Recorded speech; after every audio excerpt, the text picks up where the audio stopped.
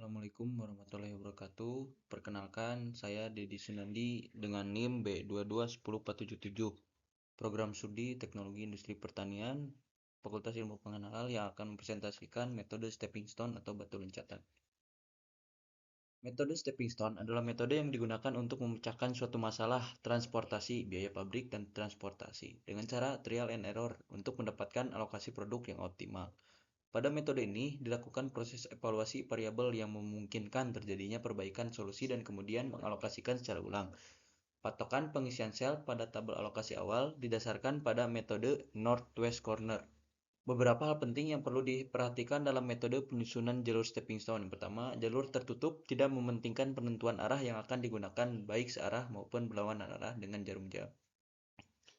Kotak kosong hanya memiliki satu jalur tertutup. Yang ketiga, jalur hanya mengikuti kotak terisi. Terjadi perubahan arah kecuali pada kotak kosong yang dievaluasi. Yang keempat, dalam penyusunan jalur tertutup dapat melewati kotak terisi maupun kotak yang kosong. Yang kelima, suatu jalur dapat melintasi dirinya. Yang keenam, sebuah penambahan dan sebuah pengurangan yang sama besar harus kelihatan pada setiap baris dan kolom pada jalur itu. Langkah-langkah dalam menentukan metode stepping stone. Yang pertama, melakukan perumusan masalah dan menentukan alokasi barang dengan menggunakan metode Northwest Corner. Yang kedua, mencari sel yang kosong. Yang ketiga, dari sel yang kosong tersebut kita dapat memulai loncatan pertama pada sel yang terisi. Keterangan yang A, loncatan dapat dilakukan secara vertikal maupun horizontal. Yang kedua, B, tidak boleh lebih dari satu kali meloncat baik dalam baris ataupun kolom. C, loncatan dapat melewati sel lain selama sel tersebut terisi. D, setelah melakukan loncatan pada baris, maka selanjutnya meloncat pada kolom atau sebaliknya. Jumlah loncatan dari satu sel yang kosong adalah bersifat genap, dapat berjumlah sel 4, 6, 8, dan seterusnya. Perhatikanlah sesudah sel yang terisi yang akan kita loncati agar proses tidak terhambat. Keempat, lakukan perhitungan biaya pada sel yang kosong tersebut dimulai dari sel yang kosong. Yang kelima, perhitungan dilakukan dengan cara menghitung biaya sel yang kosong terlebih dahulu dengan memberi tanda positif, selanjutnya negatif, negatif, dan seterusnya. Yang keenam, apabila semua telah bernilai positif, maka solusi awal merupakan hasil dan biaya dari biaya transportasi minimum. Tetapi jika masalah terdapat nilai negatif, maka nilai dicari yang paling terkecil, yaitu pengamatan terbesar. 7. Alokasikan produk dari nilai negatif terbesar tersebut dengan melihat langkah pada nomor, tapi yang dilihat adalah isi dari sel 4 tersebut. Tambahkan dan kurangkan isi sel tersebut dengan melihat isi sel yang memiliki nilai yang paling kecil. Ke-8, lakukanlah langkah yang sama dengan mengulang dari langkah nomor 2 sampai hasil perhitungan biaya tidak ada yang bernilai negatif. Contoh soal, sebuah perusahaan negara berkepentingan mengangkut pupuk dari 3 pabrik dengan kapasitas 150 ton dan 80 ton dan 70 ton hendak mengirim ke 3 pasar dengan kebutuhan masing-masing pasar adalah 120 ton, 90 ton, 90 ton. Biaya pengiriman ribuan dari pabrik ke pasar disajikan dalam tabel berikut. Ini untuk tabel formulasi masalahnya. Yang selanjutnya yaitu langkah pertama. Langkah pertama yakni menentukan alokasi dengan menggunakan Northwest Corner. Maka dapat dihasilkan seperti tabel berikut. Ini untuk tabel kebutuhannya.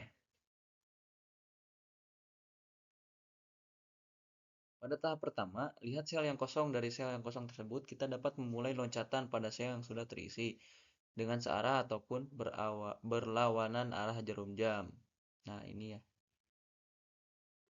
Semisal ada sel yang kosong di C1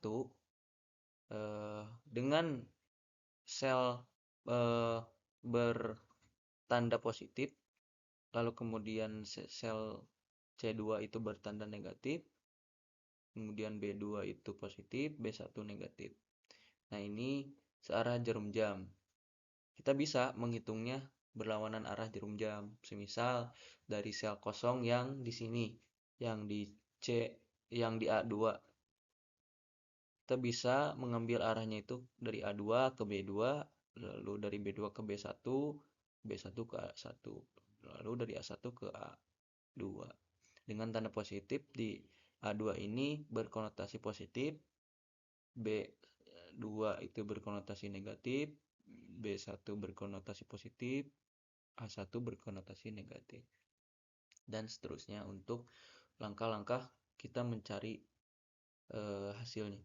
Lalu kemudian kita mencari hasilnya ataupun mencari hitungan dari sel kosong tersebut. Yang ketiganya, lakukan perhitungan biaya pada sel yang kosong tersebut dimulai pada sel yang kosong. Perhitungan dilakukan dengan cara menghitung biaya.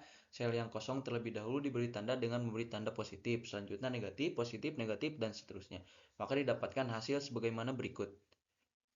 Nah, ini untuk C1 tadi dengan nilainya itu 5, C2-nya 12, B2-nya 10, lalu kemudian B1-nya itu 5 yang hasilnya itu min 2. 4. Karena terdapat hasil yang negatif, maka lokasikan produk dari nilai negatif terbesar tersebut dengan melihat langkah pada nomor 4, tetapi yang dilihat adalah isi dari sel tersebut. Tambahkan dan kurangkan isi tersebut dengan melihat isi sel yang memiliki nilai yang paling kecil. Karena nilai yang paling kecil adalah min 10 yang terjadi pada siklus sel A2, maka kita lihat isi sel yang paling terkecilnya adalah 20. Semua isi sel yang dilewati oleh isi sel tersebut dikurang atau ditambahkan dengan 20. Nah, ini ya.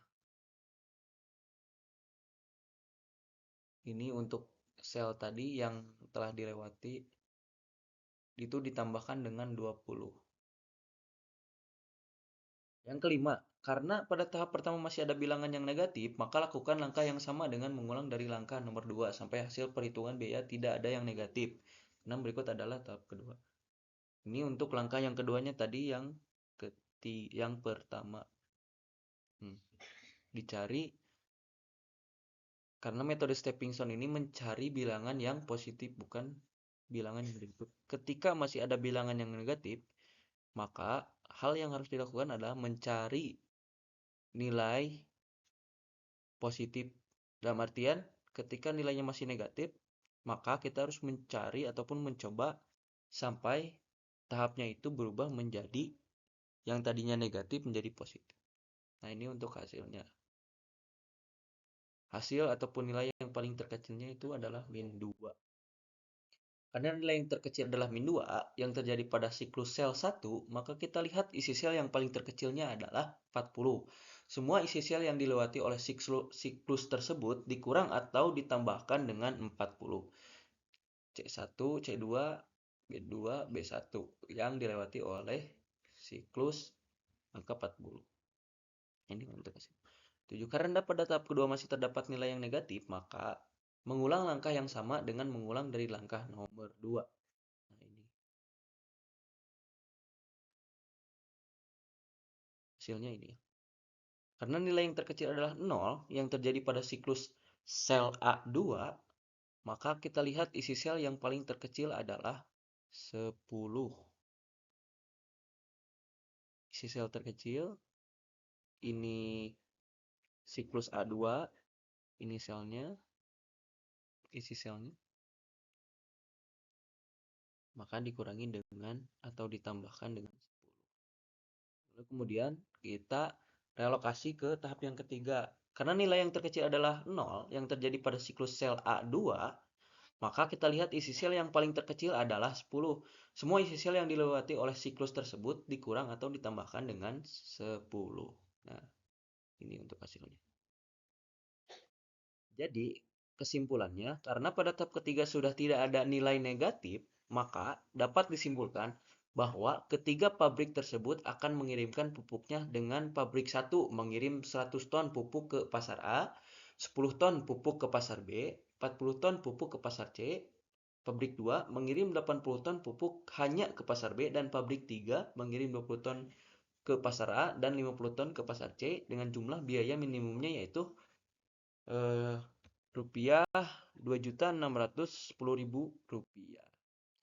Terima kasih. Saya Dedi Sunandi, kurang dan lebihnya mohon maaf dalam menyampaikan metode stepping stone mata kuliah perencanaan pengendalian produksi.